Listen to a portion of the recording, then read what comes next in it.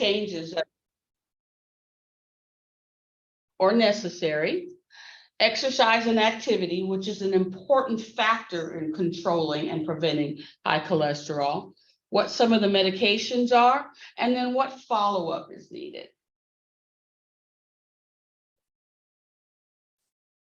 So we'll start with what is hyperlipidemia or high cholesterol. It's known to be too much of the bad cholesterol that builds up in the bloodstream. And in this condition causes an increase in fatty deposits that settle in our arteries, which creates a situation that puts us at risk for blockage. And when I say blockage, I'm talking about blockage of the arteries to the heart. Okay. So cholesterol is a form of fat. Now, we do need some cholesterol. It travels in our blood to help to create hormones, transportation of our vitamins and some of our minerals. Gotta go back. And it helps with our digestion, the breakdown of foods. There's two forms of cholesterol. The LDL, which is low density lipoprotein, or I help people to remember which one is the good cholesterol and the bad cholesterol by saying LDL is our lousy cholesterol or our bad cholesterol. And then you have the HDL, which is high density lipoproteins, or our happy cholesterol.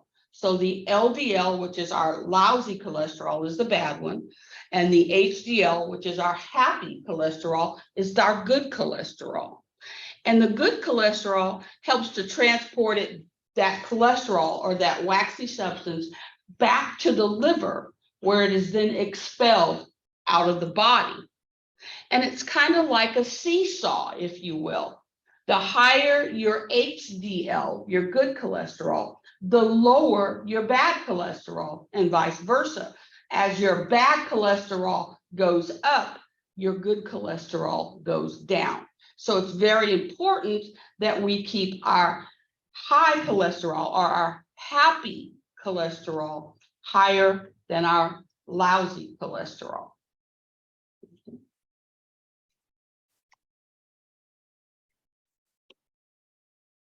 So when we're looking at diagnosis, how do we know that we have high cholesterol? Well, first of all, high cholesterol really doesn't have any outward symptoms. It's not like you walk around and all of a sudden your skin turns a different color, or you start to have aches and pains in certain areas of the body, or you have dry mouth. No, those are not symptoms. So individuals who have high cholesterol may not ever know it. High cholesterol is determined by a blood test. And they're looking actually at the fat deposits in the blood.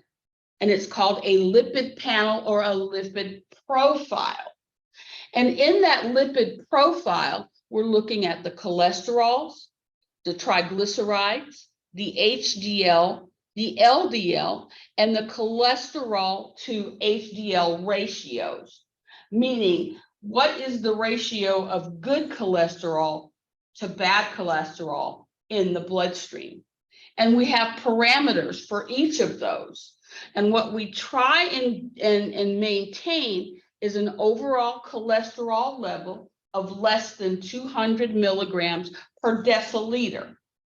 But what you need to remember is the overall cholesterol needs to be less than 200.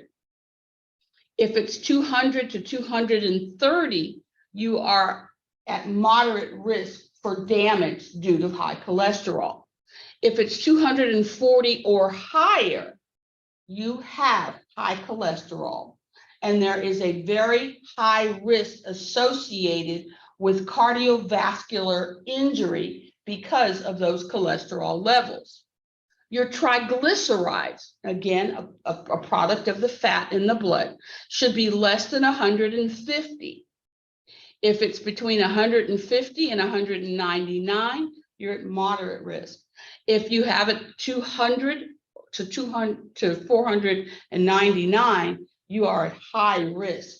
And when we're talking about the risk levels, we're associating that with cardiovascular events, heart attacks, and strokes. So the HDL, or the good cholesterol, we want at 60 or higher. If it's between 35 and 45, you're borderline, you're at moderate risk. If it's higher, if it's lower than 35, that means your HDL is low and your LDL is high. And again, the LDL 60 to 130 is low risk. 130 to 159, you're at moderate risk or you're borderline. And then anything above 160 to 189, you're at high risk. So again, you have to remember that seesaw. The higher the LDL, the lower the HDL. And then your cholesterol to HDL ratio is how much of that cholesterol in total is good or bad. And so we want the cholesterol to HDL ratio at about 4.0. Anything from 5 to 6, you're at moderate risk. 6 or higher, you're at high risk for cardiovascular events. Does anybody have any question about that so far? So just kind of being able to eyeball those numbers when you're looking at your lab results tell you where you are in regards to your risk for cardiovascular events. Is there any way we could get a copy of that slide? Yeah, I was thinking the same thing. I'm So trying the- to take notes, but It's Okay. kind of hard, yeah. yeah. Yeah, when I send it out, I'll send a copy, but I know that the recording is going to go out to everybody too. Everyone that You'll have- pre-registered, you'll get a copy of the recording. Okay, perfect. Thank you. Okay. Perfect. One of the things that people don't understand, when you go in and have your labs done, they always ask you to come fasting. One of the reasons for that is if you recently digested food, that food is still in the metabolic process. It's breaking down, and it's breaking down to its macronutrients. Macronutrients are your carbohydrates, fats, proteins, vitamins, minerals, and waste. And if the food is being broken down, that additional fat is being captured in those lab results. So we ask that you not eat before you have that test, so we're not skewing your results. Because your cholesterol levels could be normal overall, and you had 2, 3, 4 pieces of bacon for breakfast, that breaks down to fat. So that causes an elevation in those lab results. So that's why you're asked to be NPO or not have food for 6 to 8 hours before the test. Okay. Again, this is just another iteration of the same information telling you where you are in regards to those lab values. Of course, it's kind of like a stoplight. We know that green is go or green is good. Yellow would be to slow down or there's a caution. And red is an alert that says we've got to stop. So if our numbers are in the red, we are at high risk for cardiovascular events and other complications that result in heart attacks, strokes, and other conditions. One of the things that's important that people don't realize, when a person is diagnosed with high cholesterol, that becomes of concern, not just for cardiovascular risk, but there is what we call the triple threat. The triple threat would be high blood sugars, high blood pressure, and high blood cholesterol.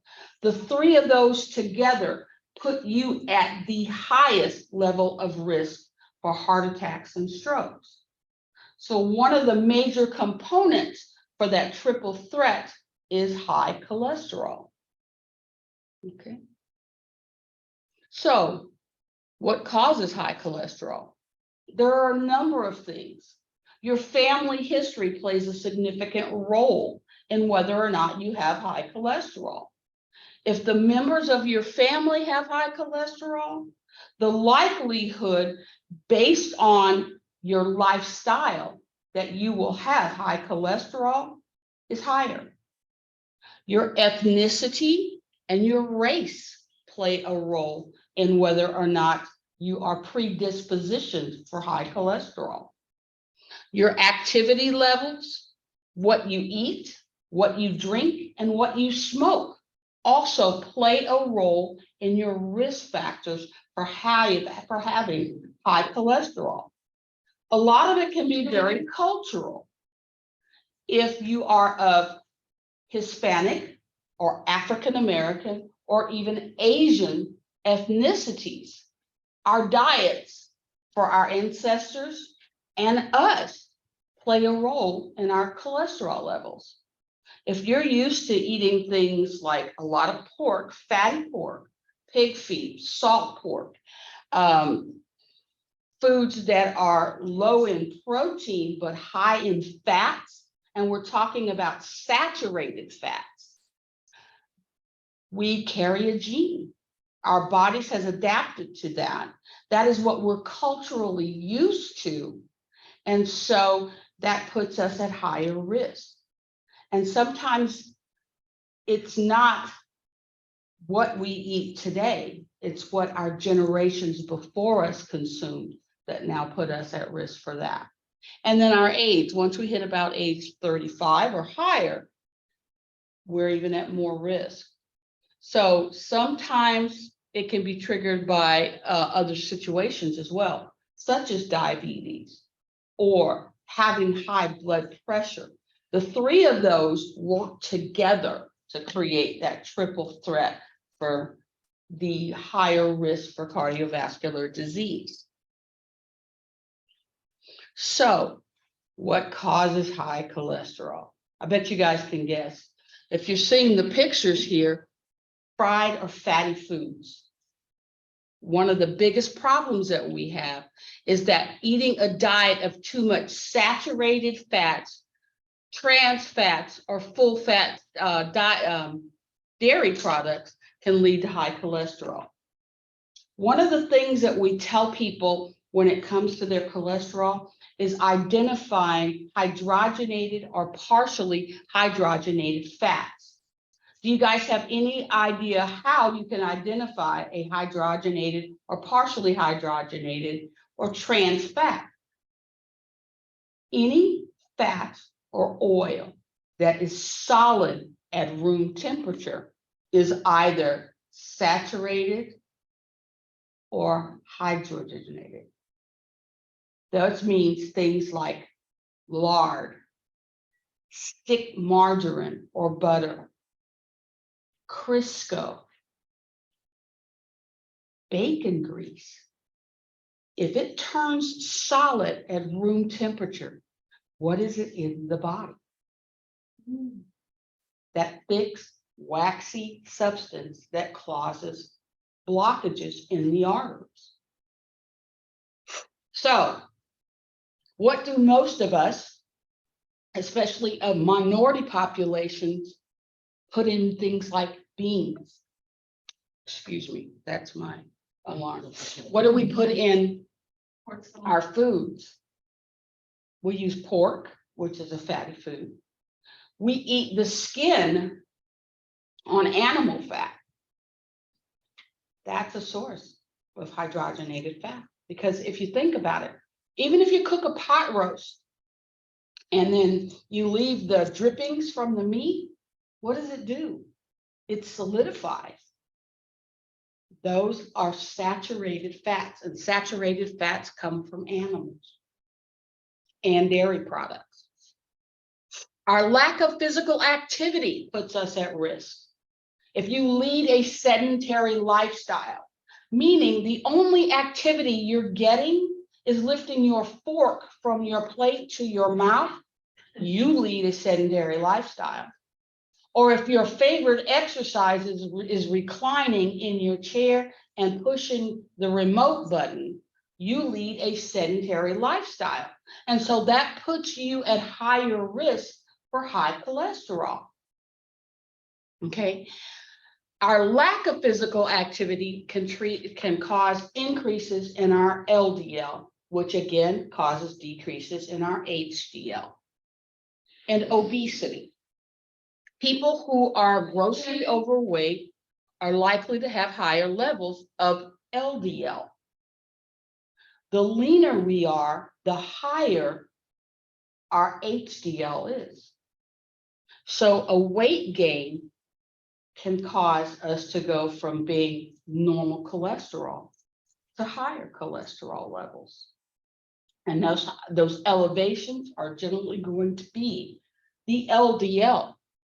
Okay, alcohol consumption. I'm surprised there were no groans in the room when I say that. Generally, people are like, oh God, I got to give up my margarita. They might be online. But alcohol consumption can increase your cholesterol levels. So that we need to limit our consumption. There's some other things that are very important that can lead to cholesterol increases. Smoking. Acrolein is a chemical that's found in tobacco. When we burn tobacco, it releases acrolein, and it stops the actual process of transporting that cholesterol back to the liver to get rid of it. So then what happens is we build those fatty deposits on our liver, in our arteries, on our kidneys, on our lungs. And smoking is of the biggest detriment to an individual who is trying to control their cholesterol. Our age. As we get older, our arteries automatically start to narrow a bit. And if they're already narrowing as a natural process of aging, and then we're putting all of that fat in there, that causes an increase of our risk for blockage.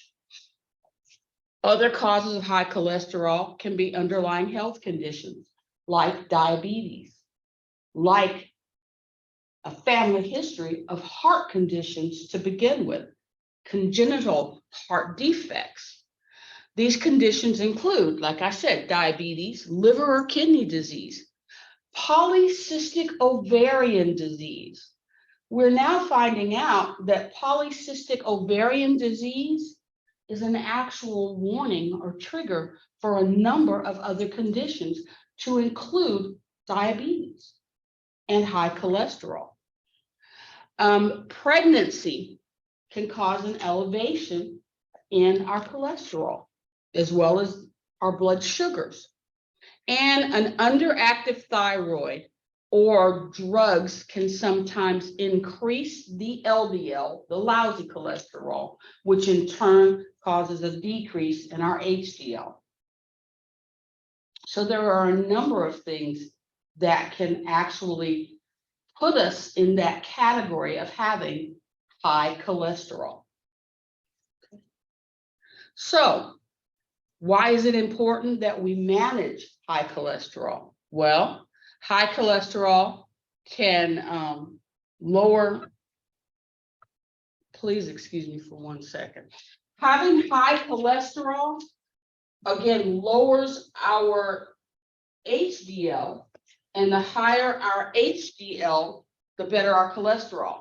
But the lower our HDL, the higher our bad cholesterol is, which doesn't allow that transport of that cholesterol, that bad cholesterol, out of the body. So if it has nowhere to go because it's not being moved, it settles in the arteries. Often just changing behaviors can go a long way. And what we mean by changing behaviors is limit or reduce your alcohol consumption, increasing your physical activity, watching what it is that you're eating and how much fat you're consuming, especially bad fats. We do have good fats and we have bad fats. And the more of the bad fats that we consume, the more risk we're placing on our body to increase the LDL. We're holding on to those fats and waxy substance that are causing a buildup in our arteries. And it's not just in our heart. Have you heard the term of a fatty liver?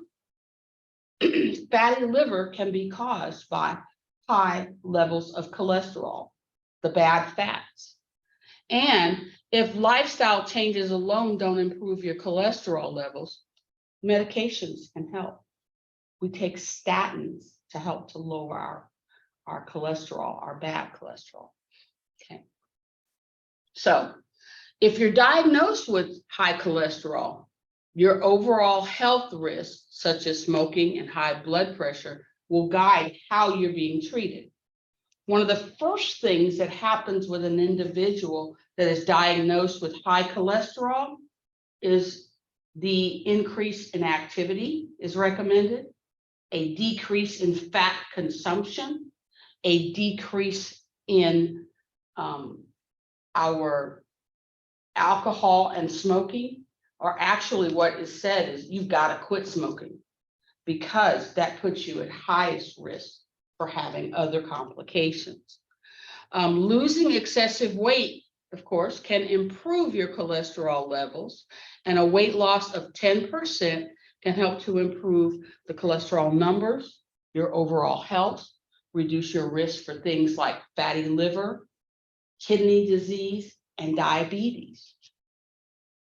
One of the things that people have recognized is if you are diagnosed with diabetes and you're in that borderline area, immediately you're put on statins. And you're put on a statin as a preventive measure to help reduce your risk for heart attacks and strokes. So that's one of the reasons people that say, you know what? I've never had high cholesterol before, but the minute my doctor found out I had diabetes, they put me on a cholesterol medication. We're trying to prevent the triple threat. If we can control the blood pressure and the cholesterol levels, we're better able to control the blood sugar levels as well. The American Heart Association provides some additional information on how to manage high cholesterol. And you'll find that there is a YouTube video that goes into a lot of detail about some of the things that we can do to help to manage our cholesterol. It doesn't necessarily mean that we are all going to be able to prevent high cholesterol. There are people who are physically active, who eat healthy, and they still have high cholesterol because of our family history or our genes. But for the most part, eating well, reducing our alcohol consumption, and our smoking can help prevent having high cholesterol. So, high cholesterol and high blood pressure, is there a correlation? Absolutely. Yes, there is. Go ahead and hit the next one. It'll give an answer. Yes. Okay. So as cholesterol builds up, it causes a narrowing of the arteries. We've already talked about that. The more narrow the arteries, the harder the heart has to work to pump blood through, which increases the load of the heart. And that excessive load on the heart can cause the heart to enlarge. The heart is a muscle, and the harder we have to work our muscles, the more dense they become, the larger they become. And an enlarged heart puts you at severe risk for heart attacks and strokes.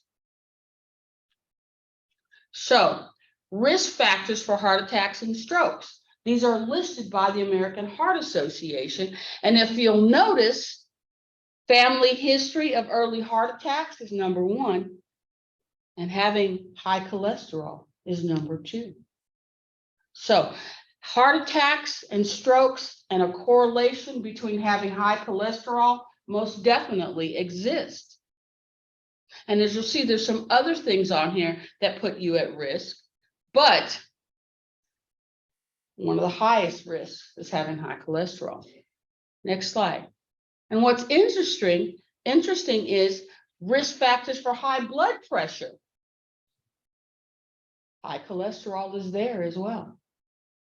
So remember, we talked about the triple threat: high blood pressure, high blood cholesterol, and high blood sugars.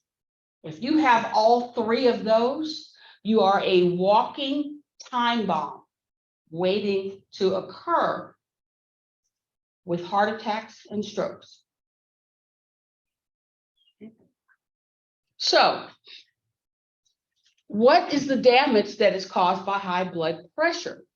Well, first of all, heart attacks. They can occur when that plaque buildup causes blood clots to occur.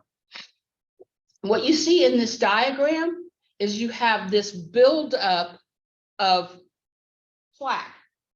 And as that plaque builds up, it allows more of the fat to stick to those inner walls. And the more plaque and fat and waxy buildup that occurs, the more narrow the blood vessel becomes. And then at some point, there is a complete occlusion of that blood vessel or artery. And if that blood vessel or artery happens to be in the area that feeds the heart, that's when you have complete blockage, heart attacks, or the need for bypass surgeries, stents, and other medical conditions that can hopefully prevent the heart attack. But again, heart failure is the increased workload on the heart, which causes an enlarged heart. And you can see heart failure occurring in people who have never had heart conditions previously, but have had lack of exercise, have had high fat diet, and hereditary factors causing high cholesterol to occur. So the whole premise behind managing the cholesterol is to try and prevent an overworking of the heart, which is what high blood pressure is. And both of those factors lead to either heart attacks or heart failure. So when we start talking about cardiovascular events as they're associated with high cholesterol and high blood pressure, there are some signs that lead us to know what's going on. The signs of a stroke, we want to check for the acronym FAST, F-A-S-T. The first one is face. You want to look for an asymmetry or an uneven smile or a drooping of the eye or the lips on one side of the face. Arm, check if there is arm weakness, meaning the individual no longer has the ability to grasp or pick something up, or the actual arm will droop. S, for speech. Listen for a slurred speech. An individual who has had a stroke may slur their words, or they may not be able to articulate a word. They know in their mind that that is a bottle of water, but they can't say that's a bottle of water. And T stands for time. Time is of the essence when an individual has a stroke. A stroke is a blockage of the arteries to the brain. And the sooner that an individual can receive treatment for that blockage, the less damage that's done. Okay. So you want to remember FAST. Check the face for drooping. Check the arm for weakness. Listen for slurred speech. and time is of the essence. So call 911 immediately. So how do we treat or reduce our cholesterol? Eating a low-fat diet, exercising. And when we talk about exercising, the next slide talks about what the recommendations are for the intensity and length of exercise. We want to make sure that we're maintaining our appropriate body mass index or weight loss. And we want to stop smoking. Because remember that acrolein is that substance that stops the metabolism of the cholesterol, which moves it out of the body. So what food should we or shouldn't we eat? And I think we kind of, led to that conversation. We want omega fats, the healthy fats that you find in foods like salmon and tuna. Fish has good omega fats or oils. You want foods that are high in fiber. Foods that are high in fiber are like our fruits and vegetables. Any fruit or vegetable that you can eat the skin on contains fiber. So having an apple and eating the skin increases the amount of fiber. All of our green leafy vegetables provide roughage. They contain high levels of fiber. A sweet potato is packed in fiber. Grains and nuts, whole grains like whole wheat, are going to have more fiber. And when it comes to our cholesterol, the more fiber, the more of the bad oils and fats we're able to move out of the body. So foods like garlic is very healthy for us. They used to say, if you garlic tablets help to prevent heart attacks. That's true.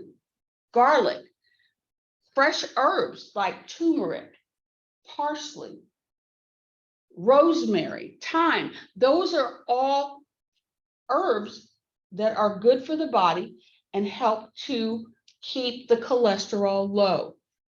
Onions, and believe it or not, apple cider vinegar does play a role in lowering our cholesterol. The things we want to avoid: sugar and refined grain products. And when I say refined grain products, that's basically any food that's made with white enriched flours. Cakes, cookies, pies, pasta, gravies, coatings on our meat products. Those are all made with refined sugars. Packaged and processed foods. Packaged and processed foods are generally designed to extend the shelf life of the food. What I mean is, the longer that food can sit on a grocery store shelf, the more likely you are to purchase it. And those foods are packed with one of or a combination of 3 ingredients: fat, salts, and sugars, which are the leading cause of diabetes, high blood pressure, and high blood cholesterol. We want to avoid hydrogenated fats and trans fats. Remember, if it turns solid in the pan, once it cools off, what is it in our body? It's a semi-solid or solid substance that is blocking our arteries and blocking the ability to carry healthy red blood cells to the heart and our organs.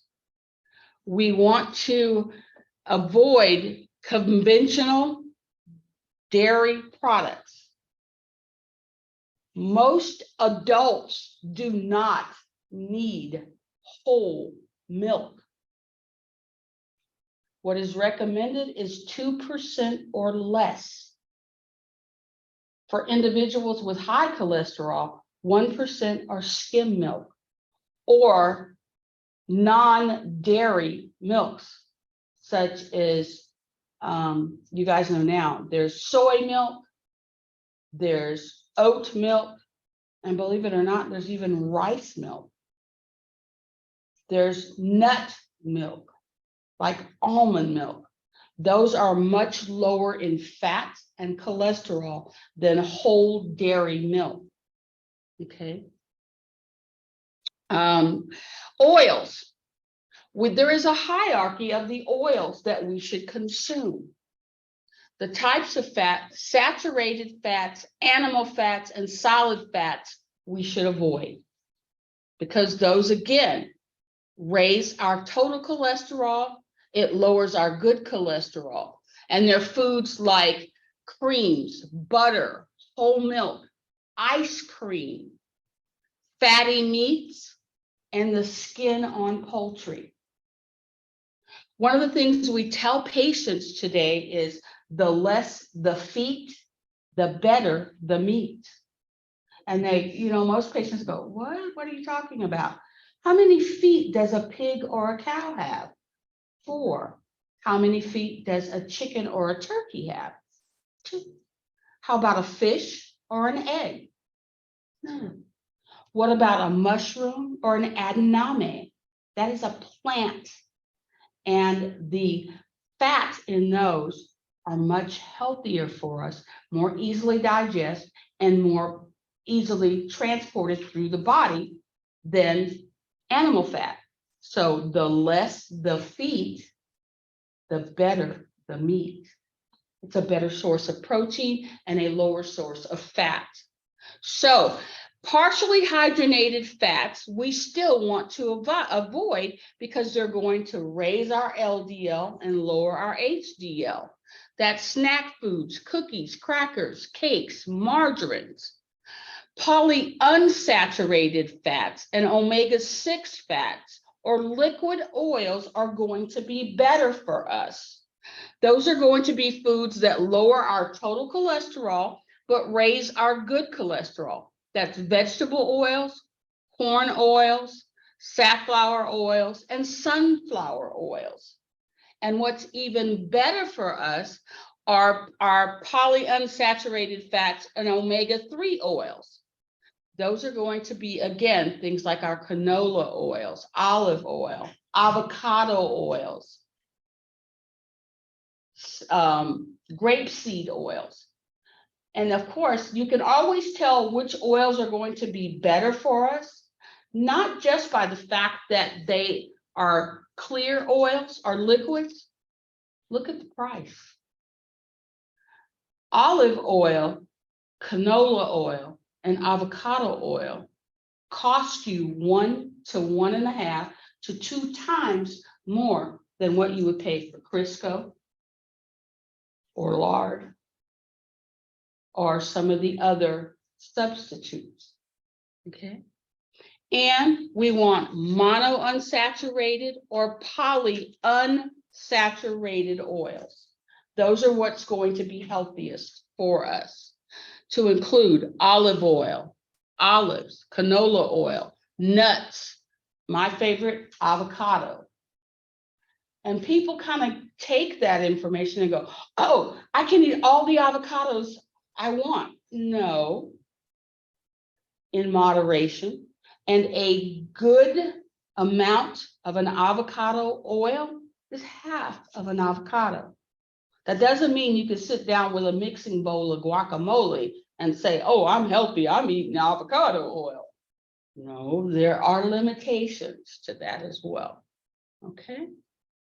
So when we're talking about exercise, it is recommended that 30 minutes of exercise most days for good health, and 60 minutes of exercise most days. And when I say most days, 5 days a week.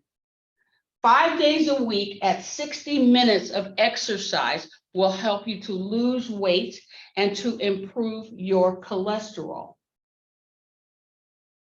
Doesn't matter what the exercise is, but you need about 60 minutes of it, and you need to be able to raise the heart rate up to about 150 and holding it there at least 2 to 4 minutes. A brisk walk will do that. There are passive exercises that you can do that will also do the same thing.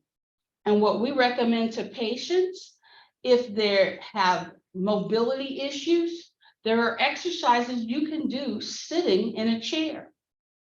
And if you were to exercise for 2 hours of television watching, and you exercise from the chair, moving the upper body and lower body for every commercial during 2 hours of television watching, you have exercised for 45 to 60 minutes. So if you're sitting in a recliner and the commercials come on, and the whole commercial, you're using your upper body movement, and then the next commercial, you're still sitting in the chair, but you're moving the lower body. If you do that for 2 hours of TV, you've done your day's worth of exercise. Next, smoking. We've kind of touched on this. No, we've actually kind of beat this to the ground, but it is so important that people understand that cigarette smoking harms every organ of the body, and it can cause many diseases, to include cancers, and it can reduce the health of the individual overall. It is estimated that smoking increases your risk for coronary heart disease and strokes by 2 to 4 times. So if you are a smoker, you are 2 to 4 times more at risk for developing heart attacks and strokes than a non-smoker is. Okay. Cigarettes contain a host of toxins, including the acrolein. And if you look at the way acrolein is described, it itself sounds disgusting. It is a yellow, foul-smelling vapor that is produced when you burn tobacco. It is so poisonous that it is used in pesticides and chemical weapons. And this is the byproduct of burning tobacco. And this is what we're inhaling into our lungs. The same thing as if you were to take some pesticide and I'll just inhale that. What about vaping?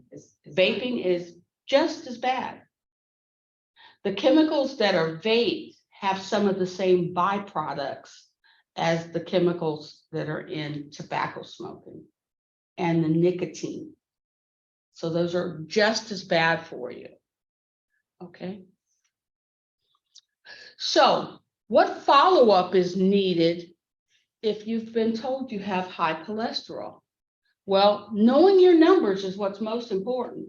Knowing what your HDL, your LDL, your total cholesterol, your triglycerides, and your cholesterol to HDL ratios are extremely important, so that you know what your risk levels are, your risk factors for cardiovascular events.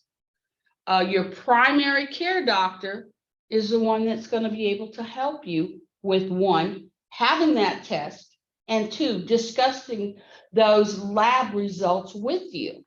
Because like I said, high cholesterol doesn't really show any outward symptoms.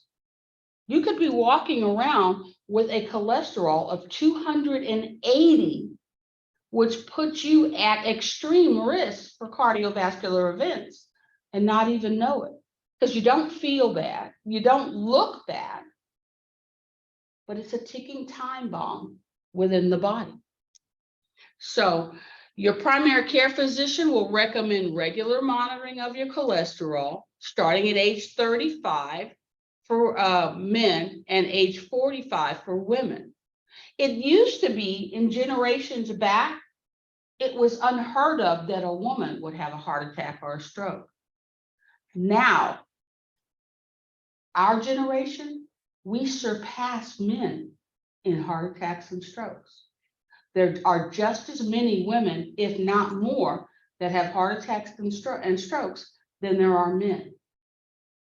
And children who have a family history of high cholesterol should be tested by their physician as recommended based on your history and your parents' history of high cholesterol. So these are some of the resources that the information that I have provided you have come from. Of course, it's the American Heart Association Healthline, which discusses what you should know about hyperlipidemia, and the Mayo Clinic, which is at one of the top studiers of cholesterol. The Mayo Clinic has done much research and testing and trials in regards to cholesterol and the effects that it has on the human body. So with that, I thank you. I appreciate you being here. And then I ask, what questions do you have? I have a question Yes, about ma'am. nutrition. Mhm. Those little tuna packs you get at HEB, Mhm. are those good for you? As long as they're packed in water and not in oils,